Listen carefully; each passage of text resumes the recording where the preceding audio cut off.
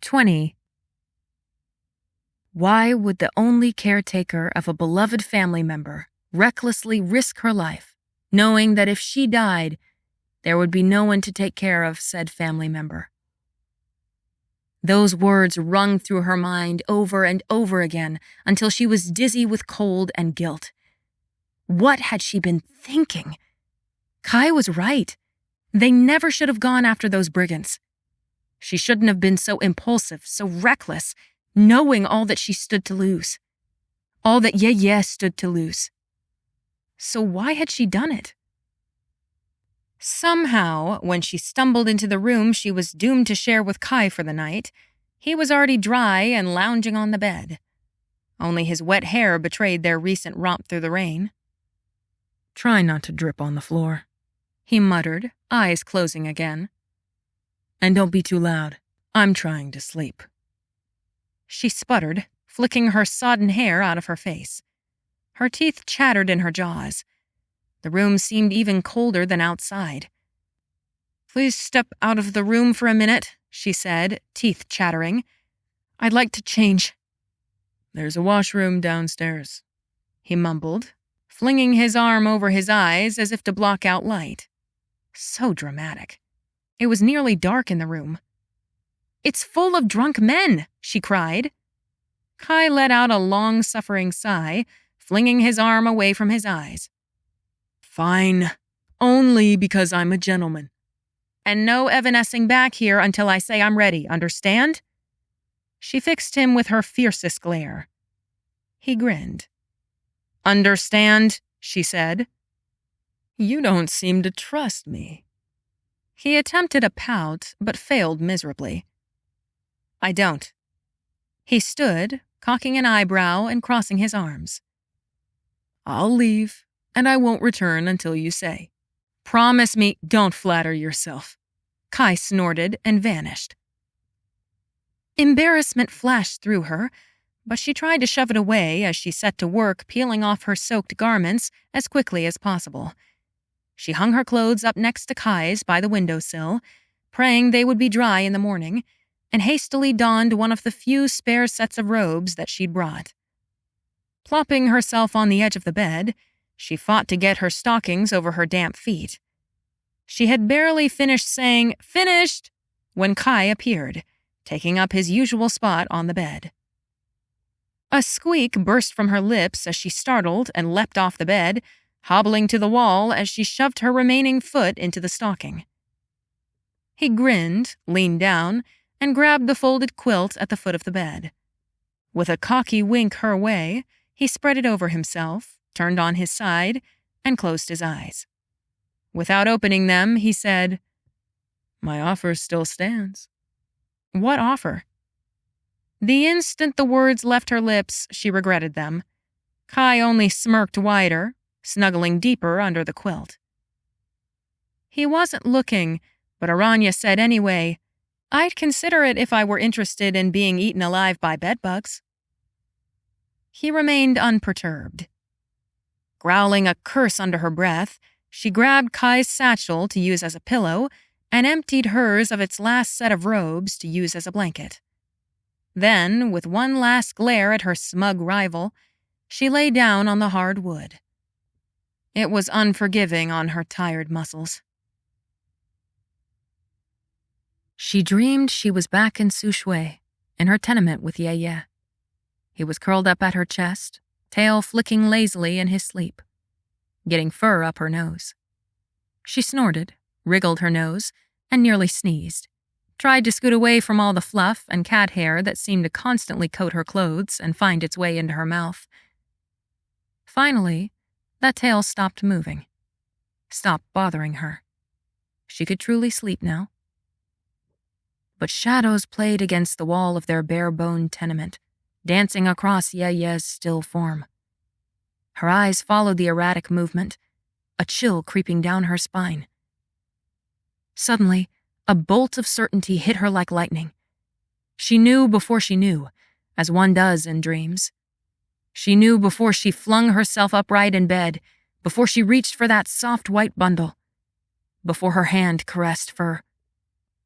He wasn't breathing. Panic flared across every sense. No, no, no. Yeah. He'd been alive only a moment ago. He was still here, still with her, right? Yeah, she croaked, heart racing as tears streamed down her cheeks, unbidden. Yeah. Her voice rose to a crescendo, and then she was out of bed, feet bare against the cold, splintering wood of their floor. Her hands roamed frantically over the cat form of her grandfather, desperately feeling for any sign of breath, of a heartbeat, of life. Nothing. Nothing except stillness, limpness. Even his constant warmth was fading. The world was dark, primed in silence for the piercing scream she let out as knife-sharp pain plunged into her heart. Aranya! Aranya, wake up! Hands grabbed her, shaking her, dragging her upward. She thrashed against them, sweat running in rivulets down her back, dampening her hair and neck. Her pulse raced like a wild stallion galloping for its life. Aranya! Came another low, urgent growl. Wake up! Stop fighting me! Yeah, she moaned, trying to wrench away from the painfully tight grip. It only tightened the more she fought. Yeah? Pain flared across her cheek. Aranya's eyes flew wide with a gasp. There, crouched before her, wreathed in darkness, was Kai. His face was split in half, one lost in shadow, the other discernible by the sparse moonlight coming through the open window. His visible eye was wide, his brow pinched, his teeth gritted.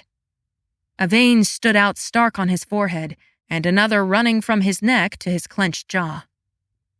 He held her face cupped in both hands, hardly a breath from his.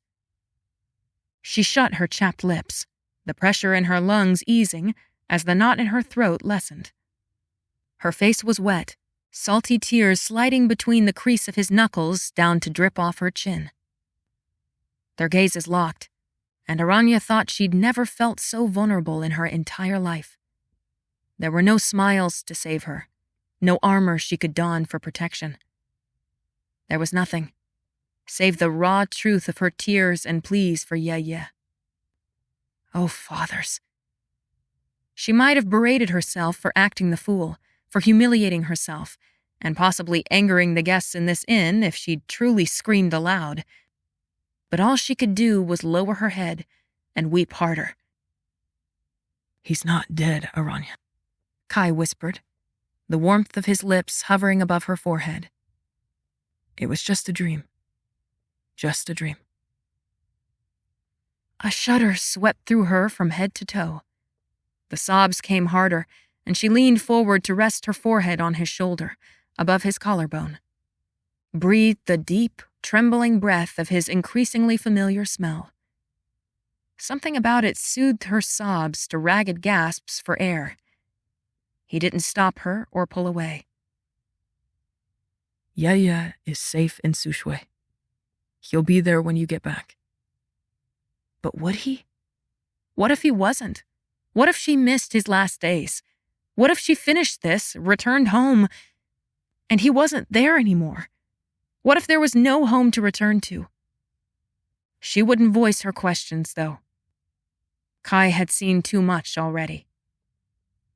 With a deep, shaky breath, she pulled back, blinking her swollen eyelids.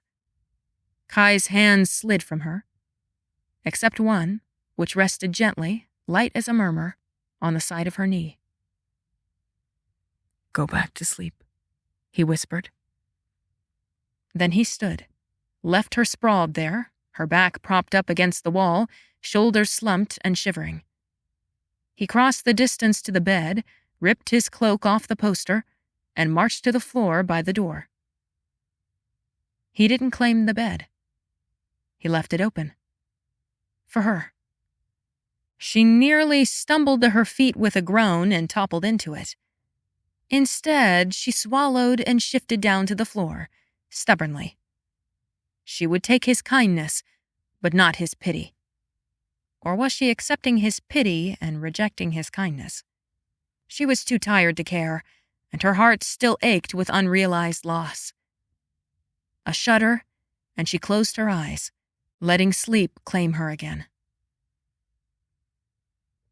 Aranya woke to find herself sprawled on the bed, the quilt half draped over her and half hanging limply off the edge in disarray. She sat up, wincing and groaning as her body protested every movement. She pressed the heel of her hand into her eye socket, blinked a few times.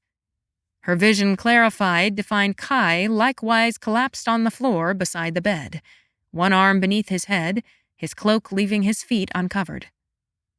Locks of his hair fell in his face, his lips parted, breath coming in soft huffs and making his chest rise and fall. He was fast asleep. How had she ended up in the bed? She was fairly certain she had fallen asleep on the floor, and she wasn't aware that she sleepwalked. Memory of last night, of darkness and tears and warmth, leaked through the early morning fog. Oh, fathers, she thought, heat rushing to her cheeks and her neck. Had she really? Dazed, she stumbled to her feet, carefully dodging Kai's form. This room was so small he took up most of the floor space, making it almost impossible to do anything. She stood precariously on her toes, balancing one foot between his ankles while she tested the wood planks across from him, trying to find the least squeaky place to step. She tested a few places, then set her foot down and leaned her weight onto it. Kai groaned, his face pinching, and rolled to his other side. His calf hit her ankle, making her freeze. Still, he didn't wake up. She stepped over him, pressing herself against the wall to reach her satchel and boots. She'd get ready for the day, then wake him up, and they could... No, she couldn't. What if he woke up while she was dressing? She squeezed her eyes shut and wished she could scrub that horrific thought from her brain with a fat block of lye soap. She needed to wake him now. Drawing a deep breath, she let go of her satchel, twisted, and crouched beside Kai. His mouth had opened more, his forehead still drawn in knots. He didn't look arrogant and cocky like this, asleep and vulnerable.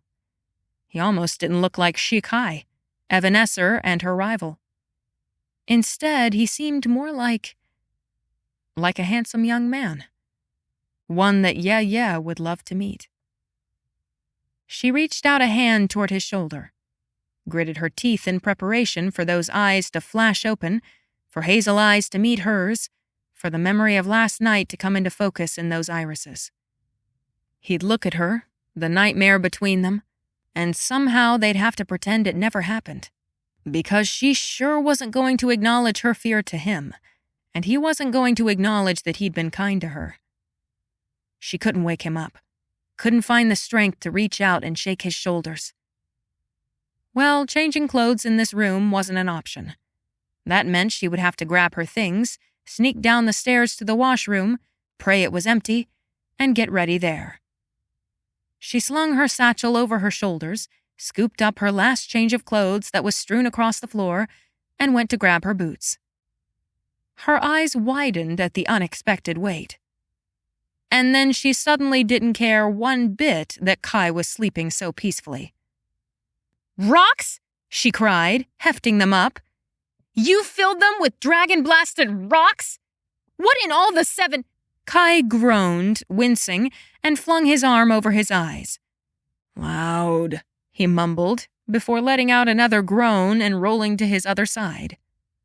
A pair of boots filled with rocks wasn't the only thing he'd left for her, as she soon discovered. The clothes that she'd hung up by the window had been tied in knots, preventing them from thoroughly drying, and her knives were hidden all around the small room, wedged into cracks and buried beneath the bed. She was still storming around the room loudly, locating each one of her knives, when Kai let out another groan. But this time, when she shot a glare at him, he wasn't still lying on the floor, but dragging himself to sit upright against the wall, his shirt ties loose and his head tilted back so his Adam's apples stuck out starkly in his neck. "You'll wake the dead, insufferable woman," he grumbled. "Can't a man have some peace for just—" "Look at me, Shi Kai!" He blinked. let his head fall to the side so he could fix his sleepy gaze on her. She was just yanking her final knife out from a crevice in the wall. She tossed it to land with a plunk on the bed with the others. Funny, are we? Now I'll have to sharpen these all over again, and I'm not even sure that'll undo all the damage. How are we going to get off at a reasonable hour with you slowing us down? His foggy eyes cleared, and when he should have been penitent, his mouth twisted into a lazy grin. I see you found my gifts. She didn't have words. Neither did she have smiles. She gaped at him, trying to select which of the furious responses collecting in her brain she was about to hurl into his face. If smacking him would have gotten rid of that grin, she'd have done it. But showing him how much she wanted to wring his neck would likely only serve to please him more. I thought to repay you for setting my intestines on fire, he said mildly. Did you sleep well? His face was unreadable, but it felt like a loaded question. She shot a glare at him. It was fine. No thanks to you. His eyebrows shot up.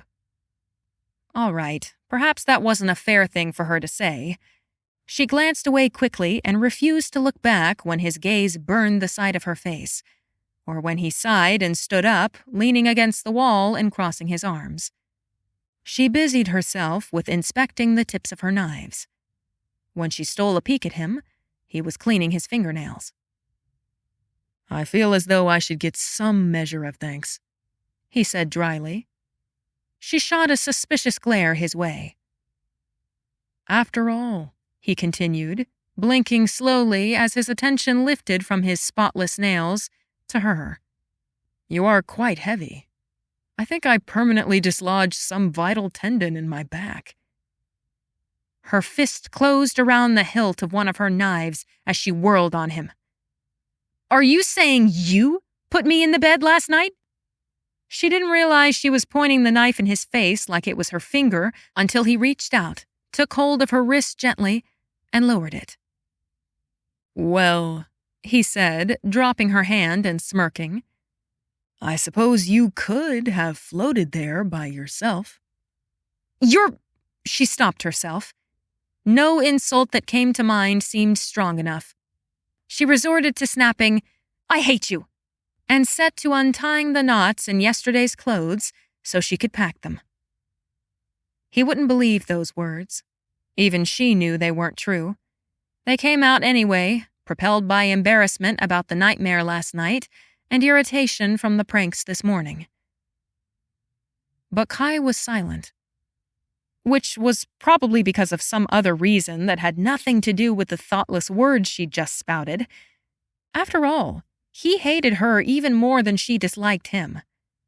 So did it even matter if he thought her words were true? Of course not.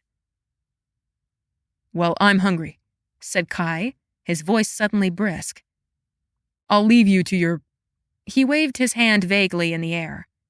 Whatever girls do in the morning. I'll bring you something to eat. Then we'll be off.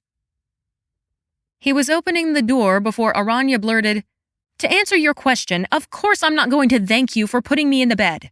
I'm positively covered in bug bites. I told you it was infested. She wasn't sure what made her call out after him. Some ridiculous desire to make sure she hadn't irreparably damaged whatever was between them. Except that their relationship was irreparable before it had even begun. So what made her say something like that? She reached up to her braid, feeling all the places that little strands were poking out of their confines. He stopped, looked back over his shoulder at her, smiled. It was roguish while still simultaneously managing to be warm and gentle. Her stomach flipped. This is what they saw in him, Aranya thought about the girls back in the academy. Then he was gone, and in the silence left in his wake, she had space to remember she was angry at him, furious even. He'd had the gall to pay her back for her payback prank, and to do so in between waking her from nightmares and carrying her to bed. As she dressed and packed her satchel and dumped the rocks from her boots out the window, It hit her what he had done.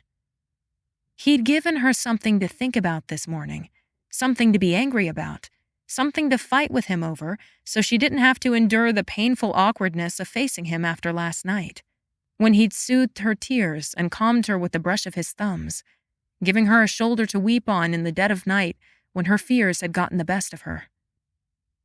When she stepped out of their room, it wasn't Kai's cocky grin that flashed before her mind's eye, but his face set in half shadow, eyes locked on hers, dark and steady when everything else was crumbling around her.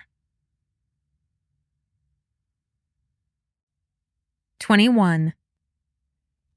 Marching through the streets of Suguan, listening to the cry of gulls overhead and the bustle of city life around them, brought a strange mix of thrill and heaviness to Aranya's bones.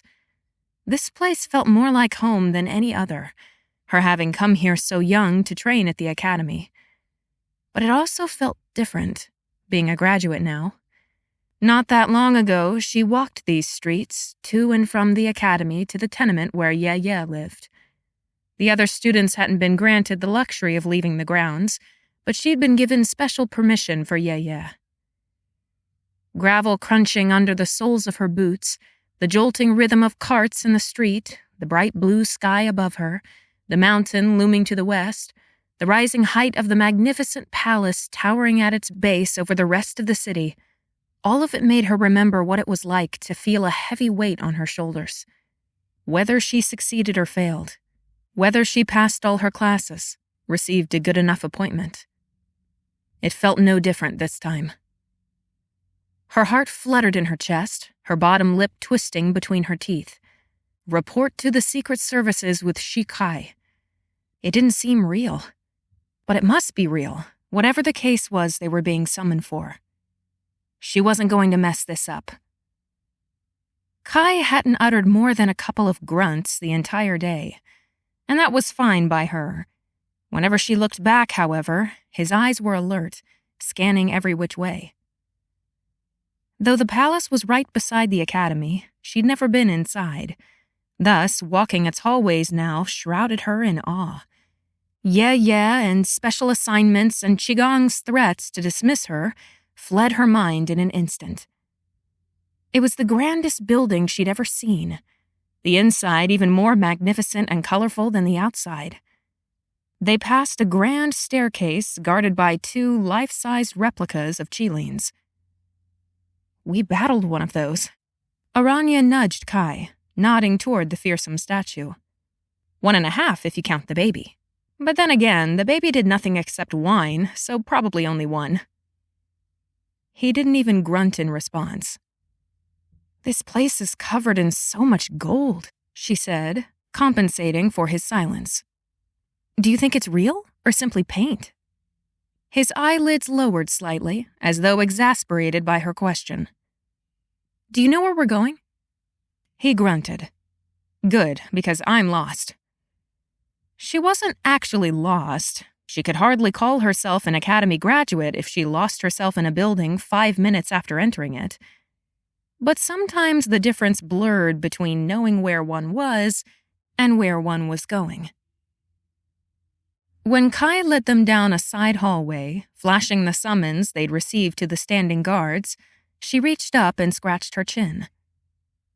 How do you know where the Secret Services are? Is it because you're an Evanescer? No answer. She huffed, but flashed a few more smiles at guards as they passed. As they made their way deeper into the palace, she started losing her bearings. Her heart pounded faster and faster, her hands growing slick with sweat. She practically bounced each step on the balls of her feet. Succeed at this, or lose everything. It was so hard being still and collected when it felt like her guts were eating themselves. She'd rather burst into a run or catch hold of the solid oak beam above her and knock out a few dozen pull-ups.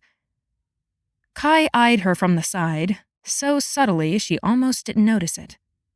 Despite the way a vein stuck out starkly in his neck, as though he were anxious about something, a tiny smile tipped the corner of his mouth. But just when he was about to say something to make him turn fully and look at her, he straightened and swallowed, his eyes sharpening. She shut her mouth and swiveled her attention ahead. At the far end of this hallway, a man paced outside of a closed door. Something about him made her set back her shoulders and quicken her steps. This had to be where they were going. Just beyond him, another man waited with his back to them, hands clasped behind his back around the pommel of a cane. The first man spotted them and stopped pacing. He waited, hands folded into his sleeves and chin up as they approached. His garments were deep red, edged in gold embroidery. Clearly a wealthy man of high rank with powerful magic. Aranya, Shi Kai? The man asked, his voice edged in something negative. Frustration? They bowed. Indeed, Aranya chirped. We are honored. The second man turned around. Her heart stopped. He was of average height, with dark hair, not a streak of gray, with a blunt nose and an unusually pink complexion. Aranya's steps stuttered to a halt. Lord Mong. Of course he would be involved in the Secret Service. It fit his magic perfectly. Lord Mong lifted his chin, regarding them beneath his prominent brow. Even Kai's footsteps stopped abruptly. I said I would repay you, wardens. I hold to my word. Kai tilted his head in deference and silent thanks, but Aranya just gaped. He got them this position. It wasn't because of Qigong's commendation. It was because Lord Mong had considered himself in debt to them and decided that this was the best way to repay them. This was why they were offered a position in the Secret Services when they were so unqualified. But while he thought he was rendering them a service, all he'd done was raise the stakes and standards for her. If she failed here, she had nowhere else to go. She and Ye would be ruined. Hurry, they're just about to start, said the first man. They were ushered into a low, dark room. Candles were lit on gold-encrusted sconces along the red-paneled walls. A decorative screen blocked the only window, painted with images of magic-wielders riding Qilins into battle, complete with blood and trailing fire. Her smile faltered into something more hesitant when a dozen or so faces turned toward them from the long table. She scanned the faces, looking for someone friendly. Most of them regarded both her and Kai with snobbish distaste. They were all much older. A warm hand landed gently on her low back, urging her forward. Aranya forced herself to keep moving, to not look back and meet Kai's gaze. Instead, she found herself staring at the man in black robes at the head of the table.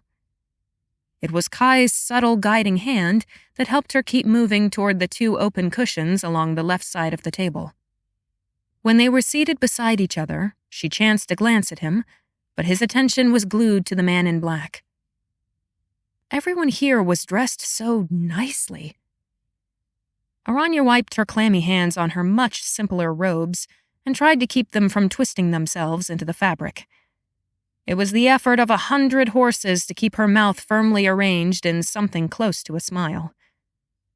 The last thing she needed was them seeing how out of place she felt here. Esteemed wielders of Junninghai, the man in black began. He had to stop and clear his throat a few times. That gave her heart enough time to skip about 7 beats and fly straight into her throat. Succeed here or lose everything. And by everything, it was Ye she would lose. He was everything. You are gathered for a Secret Services assignment. You have been hand-selected for this mission because you demonstrated skill, talent, and bravery in the work field. Aranya peeked at the wielders at the table, at their up-tilted chins and narrowed eyes. The air was thick with a sense of self-importance. This time, she let her smile fade into a frown. I shouldn't be here, she thought. If she had been placed on this mission because of a commendation Qigong sent, she could maybe convince herself that she was even a fraction qualified to sit here.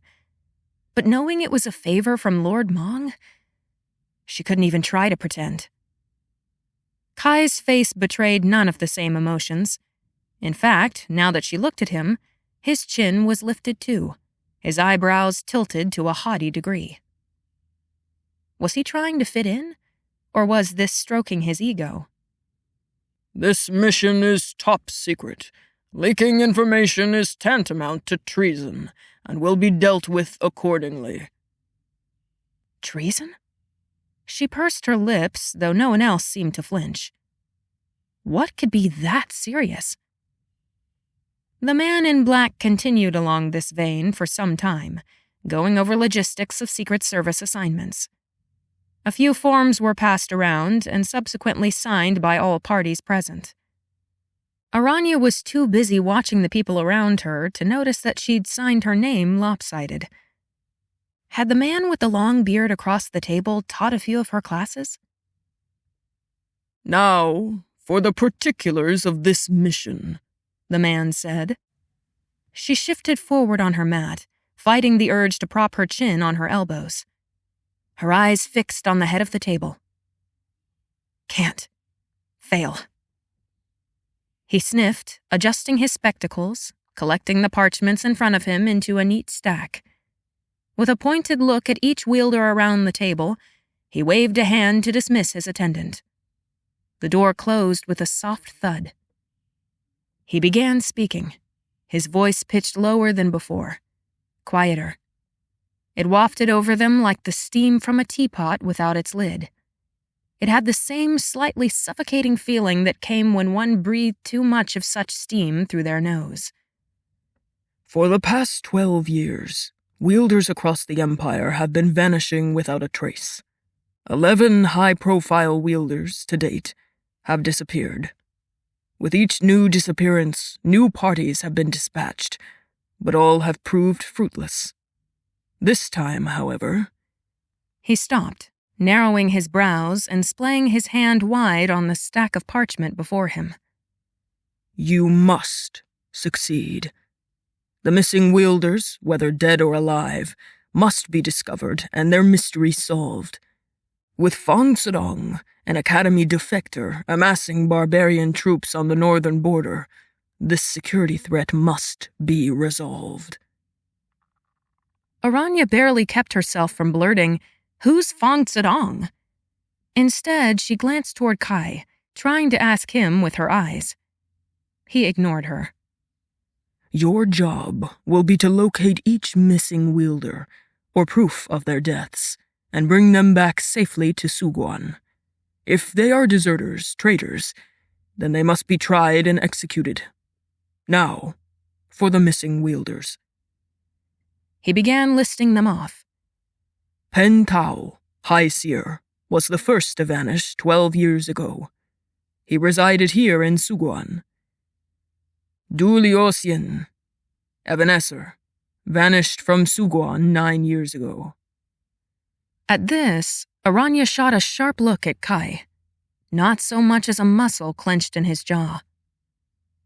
The only other High Seer in the Empire, Tai Fu, vanished shortly thereafter, also from Suguan.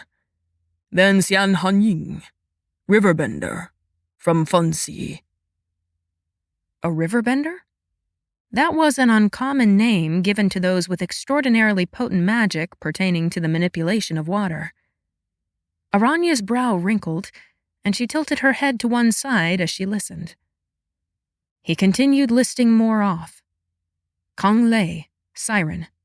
Ye Min, Mind Reader. There were several more, their names buzzing around her head like pesky flies on a hot summer day. She frowned deeper. The most recent disappearance was Lord Swan Wan, Guardian of Gonhai, plant wielder from Shannet. Besides possibly the most distressing loss, which happened only earlier this week. Her mouth opened, but she clamped it shut just in time to keep from bursting out, "Lord Swan Wan has disappeared?"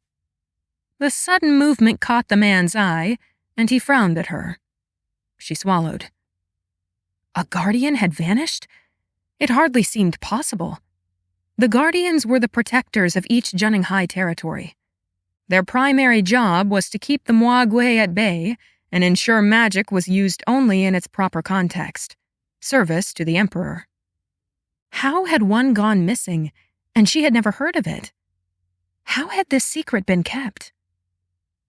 The only healer alive in the Empire, Leigh, vanished from the academy.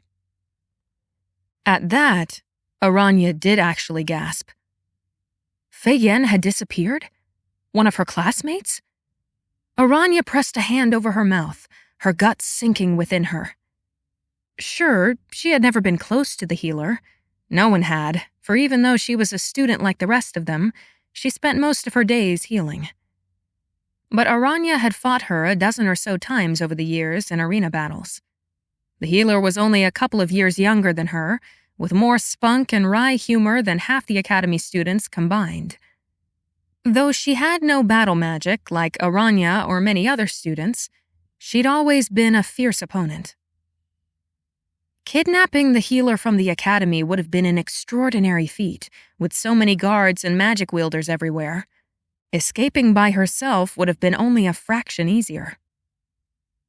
What do each of these wielders have in common? The man in black asked. Silence. She fidgeted with the hem of her sleeve, biting her tongue to keep from blurting what she knew was the answer. They all have very powerful or very unique magic, the man finally said. This has led us to believe they are not deserting, but perhaps being abducted. It will be up to you to discover the truth as efficiently as possible. It is integral to retain the people's faith in the Empire by not showing weakness now or giving them cause to doubt, especially while Butagan remains a threat. This has become increasingly difficult with these last two disappearances. Speed is imperative. You will be grouped into teams and dispatched tomorrow at first light after each missing wielder. We will expect progress reports every fortnight. The copious amounts of instructions that followed sent Aranya's mind spinning. She tried to pay careful attention to every word spoken, but inwardly she wanted to explode with thrill, fear, and adrenaline. Finally, the man in black began passing out assignments to groups. She waited, unable to sit still on her mat as she leaned forward and gripped her knees. Her eyes scanned the group. Who would she be paired with? Would she get a single partner or several? She held her breath when the man approached their side of the table. Leigh, the man in black said, peering over his spectacles at the man sitting on the other side of Kai. You will be with Shi Kai and... He squinted, looking back at the packet he held. Aranya. He tossed the assignment down in front of Talon. You search for Lord Swan-1. I'm with the kids, Talon said, gesturing at Kai and Aranya. Both of them? The man in black frowned. They already have experience working together on kidnapping cases. You will find them capable colleagues. Capable colleagues? Oh no. Aranya swallowed, feeling slightly nauseated. How was she supposed to not botch this when she wasn't even properly trained as a warden? She peeked a glance at Talon. He glowered, but turned his attention from the man in black to the packet on the table, flipping it open with a puff of frustration. Kai didn't show a stitch of emotion on his face. Why was he so good at that? Did he feel that much more confident in his ability than she did? Once the man in black had moved on to the next group, Aranya leaned forward and forced a sunny grin at Talon. Hello, I'm Swan Aranya. It's a pleasure to make your acquaintance. The wielder looked up, blinked once, and then muttered, Leigh. A semi-awkward silence passed, and then he turned to Kai. Well, he snapped. Who are you, Stoneface? Kai's shoulders tensed, but he said smoothly, Shi Kai. It is an honor to work with you, Leigh. Talon eyed them both warily, grunted, and returned to their file. Aranya abandoned all semblance of propriety and deposited her elbows on the table, halfway leaning across Kai in the process to see what Talon inspected. "What does it say?" she prodded, scooting closer. Kai shifted backward to avoid her, impatience blowing out his nostrils.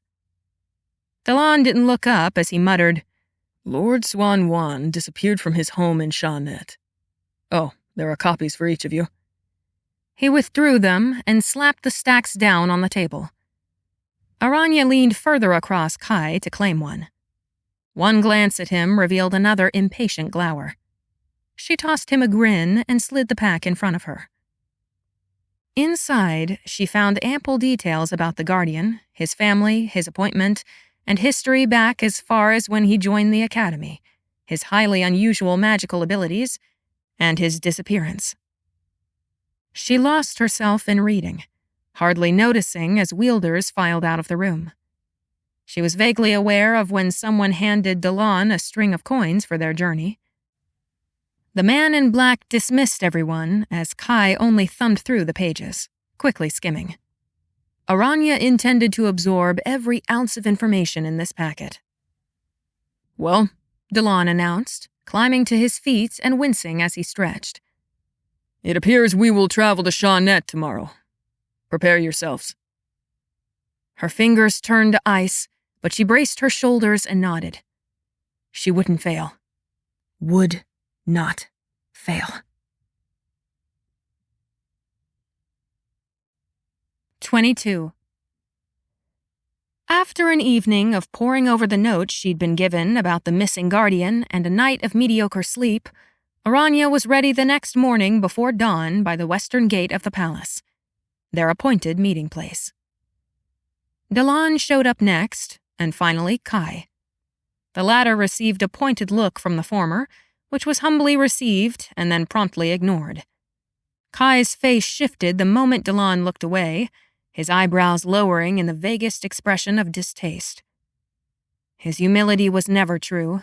It was only for placation. She turned toward her horse, tightening the saddle buckles.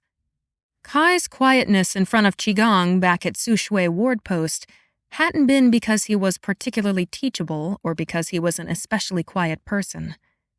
He bided his time, carefully trying to read people so he could avoid negative notice. But when it didn't matter... An image flashed in her mind of him sprawled out on the one bed at the inn where they'd stayed. Eyes closed, arrogant grin wide.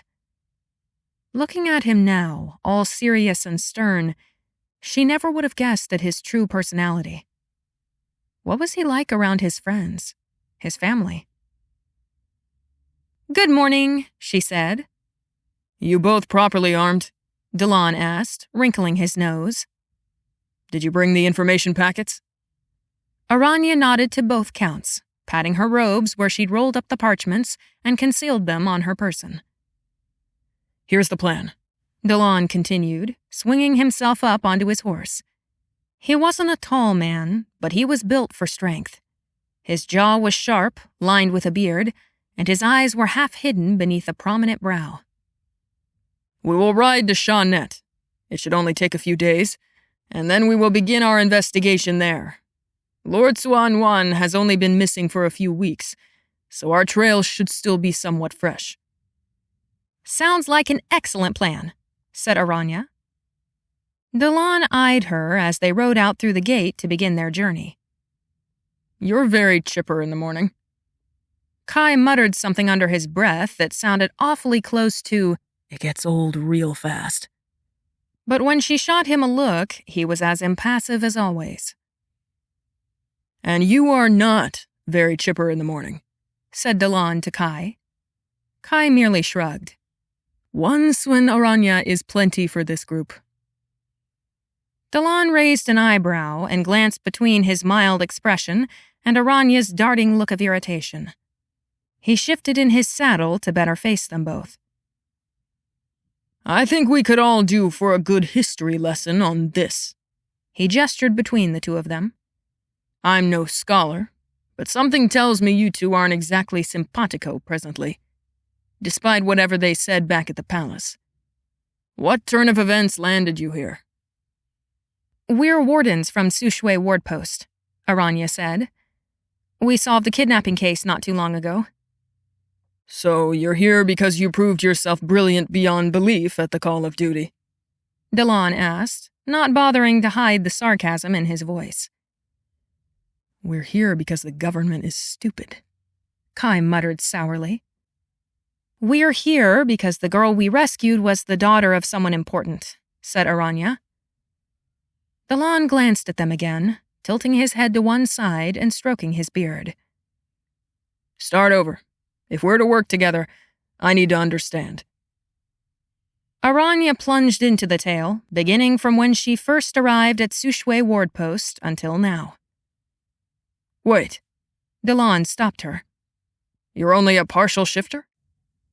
Her ears burned and she swallowed, even as she kept her smile from faltering too much, from betraying how her stomach dropped inside her. She nodded. Yes, I'm a partial shifter. Usually people in secret services have more powerful or specialized magic, he said. It might have been an insult, or it might have been a compliment. She didn't know. And Stoneface here is an evanescer? What in the Seven Valleys were you doing as a warden? Did you flunk all your classes at the academy? Asked Talon, aiming those last two questions directly at Kai. Kai's jaw tensed, but he merely said, It's nothing like that. But not exactly a shining pupil either, I wager. Talon smirked.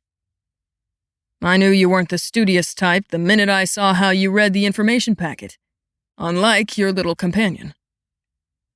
Aranya raised both eyebrows, unable to help the grin that split her face as she looked back and forth between the two men. Kai tossed a disinterested glance back her way, but his glittering eyes betrayed his scorn. I have no need. My little companion is armed to the teeth with any definition or equation I might require while battling a Mwagwe or brigand. Her mouth fell open. Talon laughed outright, throwing back his head. All right, you two. I'm skeptical of your illustrious skills, but I believe that, if nothing else, this mission will prove entertaining. Not desiring to remain the butt of whatever jokes or insults came next, Aranya quickly asked, What magic do you wield? Feral magic. I have an augmented sense of smell and night vision. Sounds very useful, she replied, especially for searching after missing people. Indeed. Silence fell, and Aranya immediately began racking her brain for questions to ask, things to start a conversation. Do you have a family? She began. Where are you from? I have a wife and a handful of little rascals. I'm from Hey-Ho, toward the south. Long journey here? It wasn't too far. Pause. Then Aranya asked, Is your wife a wielder too? It was a silly question. People with magic married other people with magic, to preserve the bloodline. Usually. She does, though she works more in government than field. What sort of wielder is she? An ice wielder. Oh, nice. It was a lame response, but she couldn't come up with anything better. The silence stretching out between them, punctuated only by the clomping hooves of their horses, grated on her spine. She opened her mouth. One thing you'll learn about Aranya, Kai said, is that she finds silence a very awkward thing. She considers it her duty to always fill it. She twisted in her saddle to glare at him. I had already discerned, Talon replied smoothly. Her face went hot. She opened her mouth, probably to mutter an apology, but shut it at the last minute. At her silence, Kai twisted around in his saddle and smirked at her. Perhaps if you offered better conversation, I wouldn't feel the need, she said.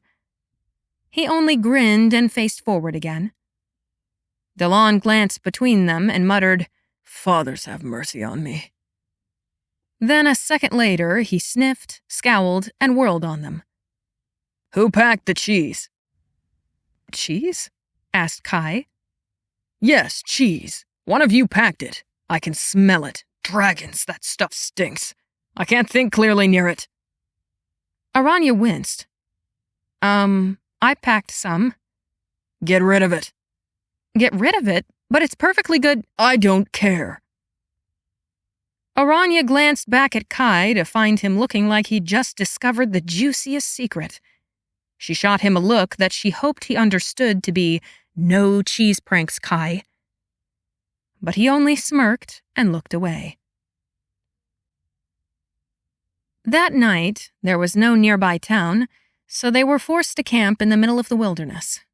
After Talon called the halt, everything was quiet as they tended their horses and set up camp. Aranya set the rice to cooking after Kai got the fire going and passed out strips of jerky while they waited for the rice to finish. The silence made her skin itch, but she'd already asked Talon all the questions she could think of on the long road today. Anyone interested in some wei-chi? Asked Talon suddenly, pulling a drawstring bag out of his piled saddlebags beside him. From the bag, he pulled a board and 2 polished wooden containers that, when he set on the ground and opened, revealed a set of white stones and another of black stones. "Games! I love games!" said Aranya eagerly, scooting over toward Talon. Have you played before? My yeah taught me a little, but it's been a long time. You? Talon asked Kai. Kai, leaning back against the trunk of a tree and locking his fingers behind his head, said smugly, I was the academy champion of wei-chi. That's not a thing, said Aranya. Perhaps not in the circles you ran in. She glared at him, and he only tilted his chin up. I'll play you, Evanescer, and we'll see if you live up to your boasting, said Talon dryly. Kai got to his feet, gestured for Aranya to scoot over, and took her spot across from Talon. She drew her knees up to her chest to watch, already rooting for Talon to win before he handed Kai the box of black stones. You can play black, said Talon. Kai scowled. What does black mean? Asked Aranya, inspecting the cross-hatched design of the board. It means he gets to go first. You don't seem happy about going first, said Aranya to Kai, swiveling her gaze up to his. Is it disadvantageous? It's advantageous, in most cases, said Talon with a spark in his eye. Kai said nothing, only took out a stone and set it on the board. Aranya looked at that lone piece on the board and frowned. There are so many spaces. Why did you pick that one? Kai spared her a brief glare, but didn't answer. Talon placed his stone. Back and forth they took turns. Aranya watched the strange white and black nonsense take shape before her.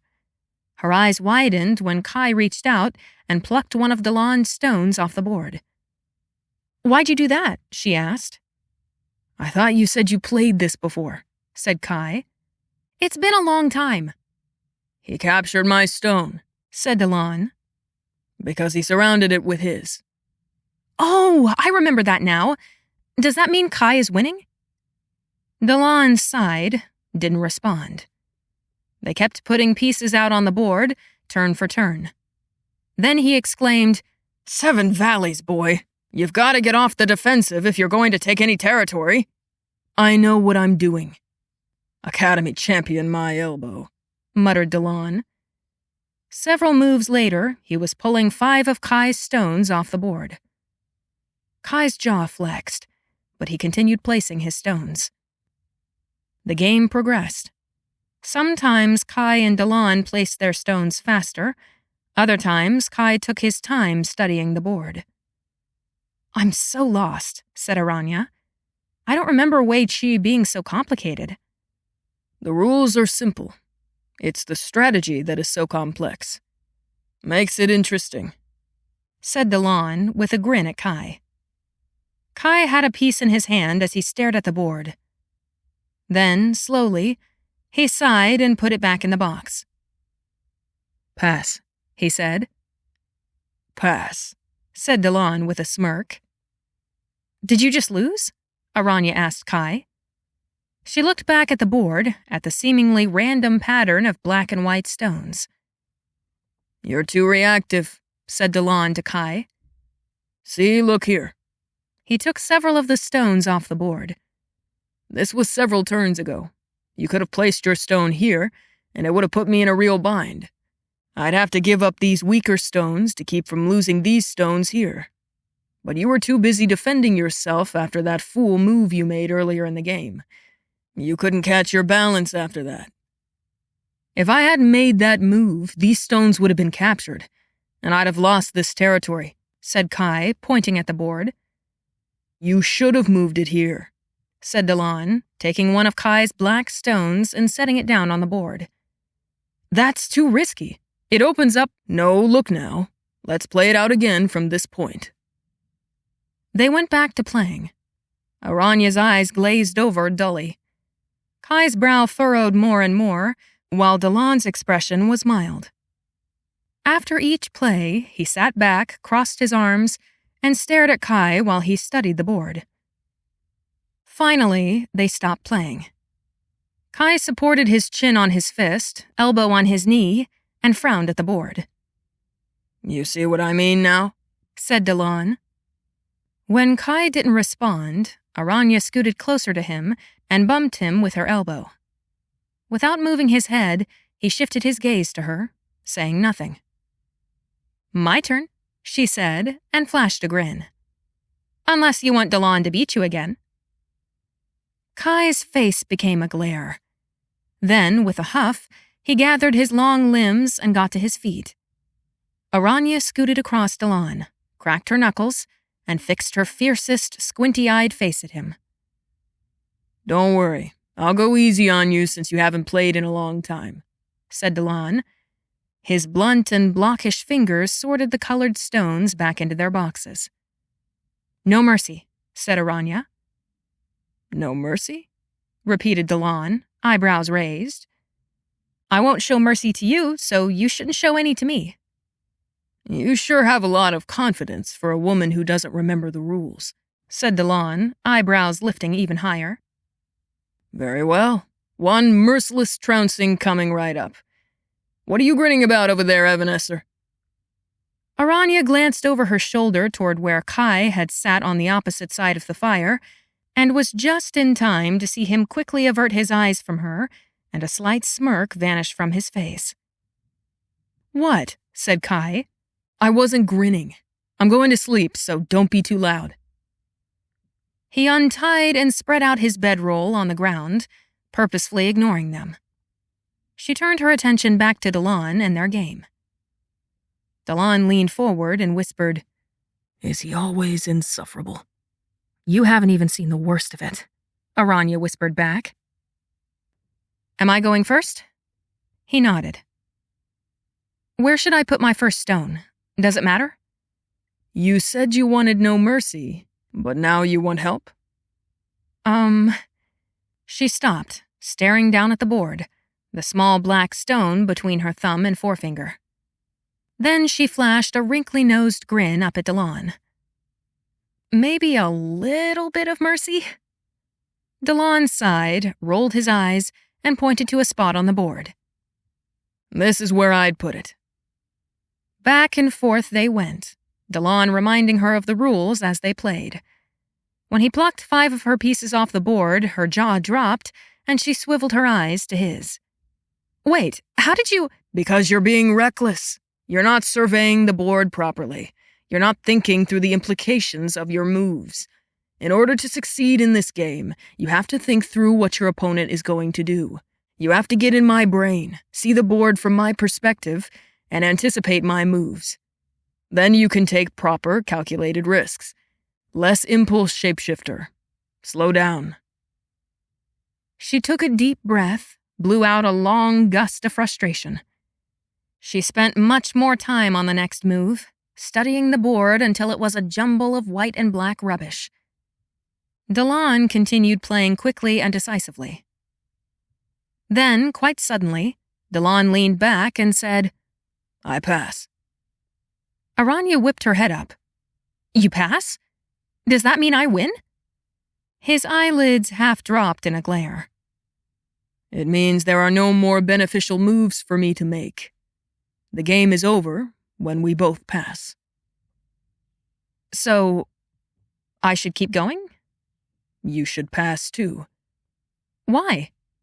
Because you lost. There are no more good moves for you to make. How can you be sure of that? Let me look. Talon sighed. With a groan, he got to his feet and brushed off his robes. Why don't you take first watch then?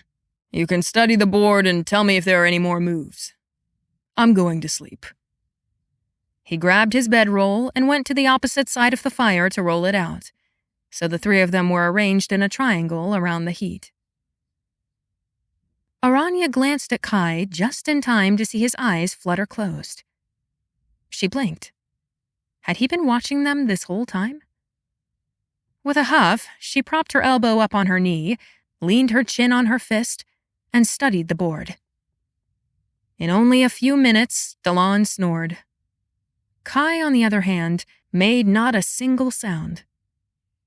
Was he actually asleep or just pretending? When she stole a glance at him, his eyes were shut, his mouth closed, and his chest rising softly. After 15 minutes of studying the board, she came to Talon's same conclusion. There were no moves left to make. Aranya thought the days of traveling would be more interesting now that they had Talon with them. He was, after all, far more inclined to answer questions and engage in conversation than Kai.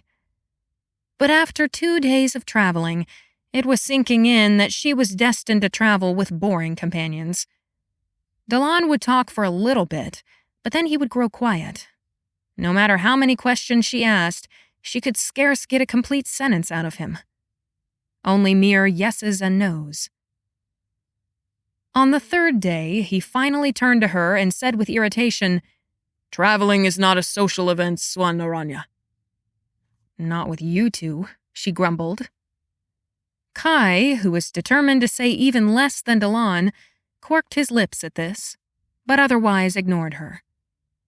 Yeah was better company than both of them combined, even if he did get her in trouble with her landlord. Her heart squeezed. Na should be able to keep him out of trouble, right? Their journey was far less eventful than any of them expected. Long roads during the day, long hours in the darkness, and no Mwagwe attacks.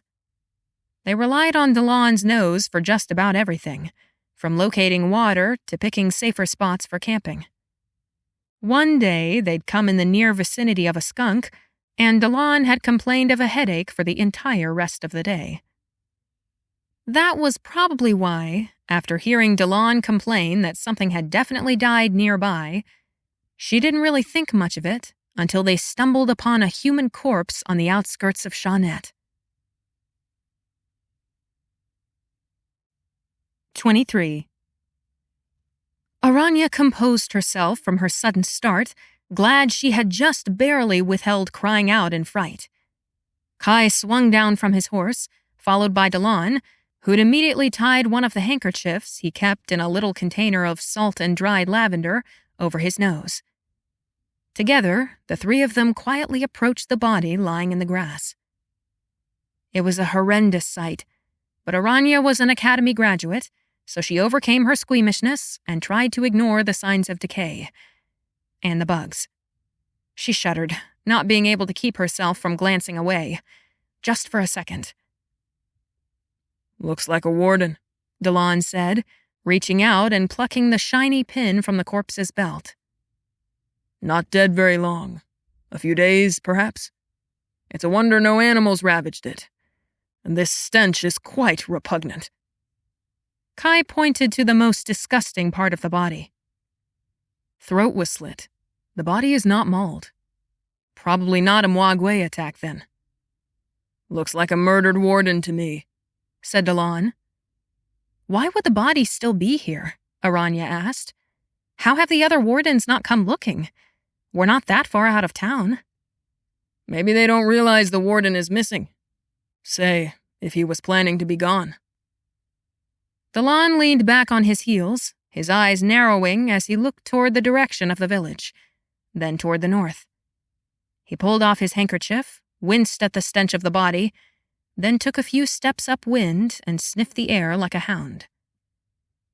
Aranya shifted her stance to one leg, looking away from the body to ponder Talon's words.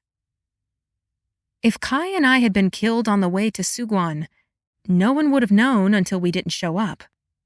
Exactly.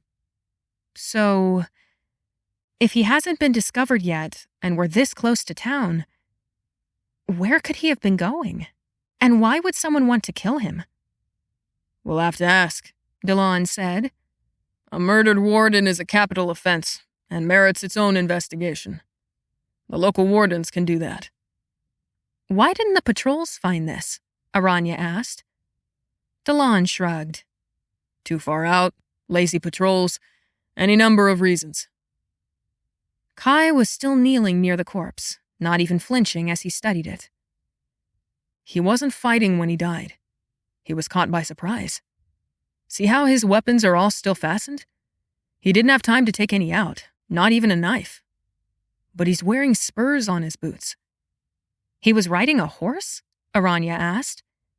How was his throat slit if he was riding a horse? Especially if he had no time to pull out a knife. They both looked to Talon, who turned up his palms. You think I know? He asked. Like I said, this is a mystery for the local wardens to solve. Memories of the kidnapped girl they'd rescued, spelled to leave her room without a struggle, hit Aranya's mind. Maybe it was a siren, she said. Now that you've battled one siren, you think everything is a siren, Kai retorted. Enough, said Talon, flicking his hand impatiently. Let's ride into Shawnet. Aranya glanced at the corpse, her nose wrinkling despite herself. Do we bring it? No. The wardens need to inspect it, and they'll learn the most if it's undisturbed. Mount up. Talon gestured at their horses. We'll leave this mystery to the local authorities and focus on our own problem. Finding the ward post wasn't difficult. Like the Tsushui ward post, the Shawnet ward post was set in the center of the city. A young, pretty warden came to greet them as they tied up their horses outside, 2 long braids tossed over her shoulder and a good luck charm dangling from her throat. We need to speak to the supervisor, Talon said, on several matters of importance. Of course, the girl said, beckoning them to follow her. Aranya didn't fail to notice when Kai flashed a winsome smile the girl's way. She rolled her eyes and slipped into place behind Talon. Was there a warden who was dispatched recently on an out-of-town mission? Talon asked the girl.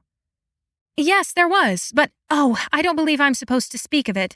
The supervisor sent him off to do something. He told me he'd be back in a week or so, most likely. Earlier, if things went well. Aranya swallowed, her lips drawn in a tight, firm line. She nodded, attempting a smile when the girl looked her way. Her gut churned. She hoped her face gave nothing away as the girl brought them to the supervisor's office and left. Kai at least had the decency to look unsettled as well at the girl's oblivion. But he quickly cleared his expression and hung back a minute to speak to her, his tone low and pleasant. Talon bowed to the supervisor as he quickly stood to greet them. Aranya followed suit as Kai caught up with them. This office, along with the entire ward post, was significantly nicer than Sushui's, with polished wood floors and green-painted walls. Bamboo accents and a red tasseled rug completed the scene. Apparently, there were benefits to working in a city where a guardian lived. Honored head warden, Talon said to the slightly heavy-set man. I am Leigh Talon, from Suguan Secret Services. Soen Aranya and Shi Kai. He gestured to them. Aranya flashed a sunny grin, while Kai merely nodded. We have a matter of great importance to address with you. The supervisor's welcoming smile faded first into alarm, then to realization, his long, thin mustache drooping. You are investigating the disappearance, then, are you not? His voice lowered and his eyes darted to the floor, as though to ensure no one was eavesdropping. Aranya frowned. Did the wardens not know about the Guardian's disappearance? This information was kept very private then. It hardly seemed possible how closely the government had protected this secret, trying to save face until Lord Swan-Wan's whereabouts were discovered. It made her wonder how many other things she didn't know about. Indeed we are. We also are the bearers of unfortunate news regarding one of your own wardens. With more tact than Aranya would have expected from Talon, he explained the discovery of the dead warden. The supervisor listened carefully, not interrupting, but he slowly sat back down. While he maintained his composure, his skin turned pale. I will send a crew out there immediately, he said. Talon nodded, expressed his satisfaction with this plan, and then informed the supervisor of his intention to investigate Lord Swan-Wan's private residence and decline the offer for assistance. A set of directions and a horse ride later, Aranya rode up with her companions to the gates of Lord Swan-Wan's mansion. She stared up at the towering iron-wrought gate at the far taller mansion. It was grander than Lord Mong's residence back in Su Shui. Bigger, more lush, more elegant. Its curving eaves spread far and wide, tipping upward toward the noonday sun. Cobblestone pathways snaked between crimson pillars and dark wood arches to vibrant gardens and lotus ponds. Being one of such prominence in Zhenninghai certainly had its benefits. Her own smallness, her own ineptness, weighed down her shoulders as she handed her reins off to the stable hand and followed Talon and a butler inside the front doors. What was she doing here? On this case, in this mansion? Mentally shaking herself, she blinked her eyes wide and let out a deep breath. She was here, and that was that. There was nothing to do except give it her best and try not to ruin everything. This was where he was last seen? Talon asked when they stood outside the Guardian's study. The butler, a tall reed-like man with a stiff top knot, pursed his lips, nodding as a muscle jerked in his jaw. He was working late. I was about to retire for the evening, but I heard a noise from here. When I arrived, I found the room empty and the window open. Have you or anyone else displaced anything in this room? No, sir. We have kept it exactly how it was, like we were instructed. Talon led the charge, opening the door. Aranya followed into the gloomy interior. Her lips parted as her eyes adjusted to the scene before her. It was an absolute wreck. Tables were overturned, mats flung aside, papers fluttering in the barest draught from the open door. Worse, however, were the gouges in the wall, like something had drilled straight through to the outside. Some of the furniture had deep scrape marks wrapping around its legs or its sides. The bright crimson curtains hung in shreds. Kai strode to the far side of the room, kneeling to inspect one of the gouges and the floor by the window. Probably looking for dust. Talon, looking more like a dog than a human, began sniffing everything within sight. Naturally, that left Aranya to state the obvious. It appears there was a struggle. Kai snorted from where he was, face inches from the floor. Talon merely paused his sniffing to mutter, "Indeed." "I think aloud, all right?" she retorted, unintentionally wringing her hands. What was she supposed to do here? This was so beyond her experience. "Hope you're thinking more than that," Kai said, and then winked, a tiny smirk playing along the edges of his mouth. She was about to scowl at him when a thought suddenly hit her. A struggle meant the Guardian hadn't simply decided to run off to somewhere else. This scale of destruction indicated he'd been very loath to leave. She drew in a sharp breath through her teeth and whirled on her heel to inspect the sideways tilted table near her.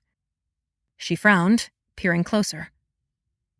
Carefully, she ran one finger down the scrapes.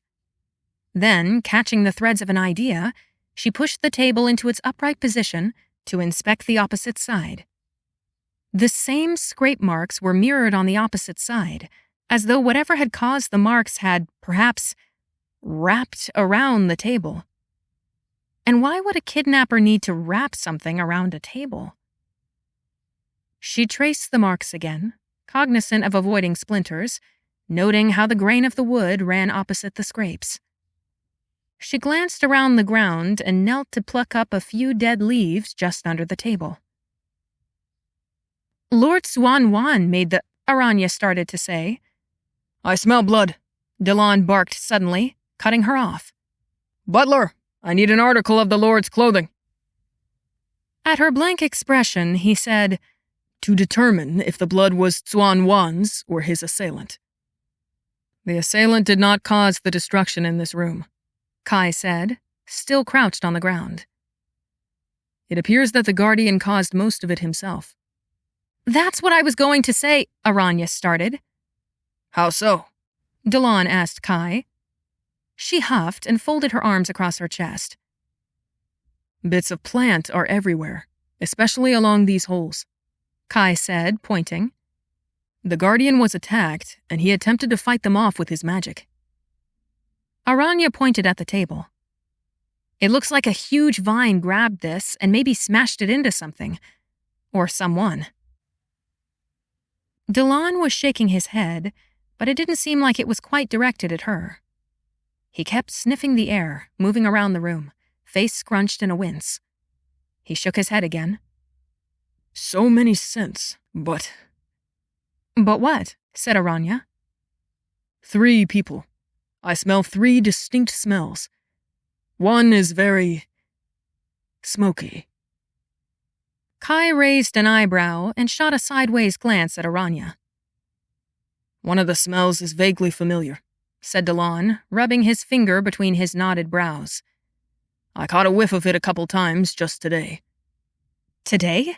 Like this person is still in town? Possibly. Delon rocked his head from side to side, got on his hands and knees, and began smelling the air just above the floor near one of the gouges in the wall. Then he snapped upright and nearly hit the broken leg of a lattice screen. The body. I smelled this scent on the body. It was faint and nearly overcome by the stench of the body, but I smelled it all the same. He finally stopped long enough to glance at Aranya and Kai just standing there. Did a stone just lodge in Kai's gut like one had in hers? Whoever had been here, fighting with Lord Swan-Wan, was the same person who had slit the warden's throat to stop his pursuit. The butler came running just then with an article of clothing, a dressing robe of emerald green. Delon accepted it and held it up to his nose as he sniffed. Not the Guardian's blood I smell. Must be the assailant's. So the Guardian was taken against his will, Aranya said, surveying the destruction. He put up a fight, but was overwhelmed. We can't be sure about him being abducted just yet. It seems so, but we shouldn't be hasty. If he was abducted, subduing a mighty wielder like Lord Swan-Wan is quite a feat. Delon said somewhat absently, still holding the dressing robe up to his nose. He handed it to Aranya without glancing at her, eyebrows furrowed, then took a few more experimental sniffs in the air. His eyes cleared suddenly, and he jerked his head forward.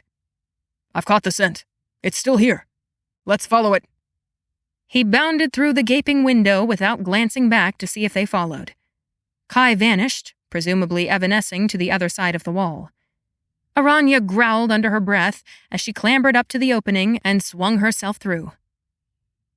Kai and Delon were already far ahead. She ran to catch up, cursing her partial magic once again. If she were a full shifter, she could change into a wildcat and beat them to their destination. She ran after them through the edge of the city, out into the open fields and wilderness. Instinctively, she registered they were heading due north. She stopped up short, her eyes going wide with realization. "This is where we found the—" she started to call. But just then, Talons and Kai stopped too. Ahead, 3 unfamiliar wardens stared down at the ground. Horror was etched onto their faces. Aranya hurried to catch up, her gut twisting at the expressions on their faces. They had likely worked with this poor dead warden. They might have been good friends. She couldn't imagine the shock they beheld. She would never, ever want to see the half-decrepit remains of a friend. Then she froze. There was no body. Just a huge circle of black, burnt earth where the body had been only hours ago.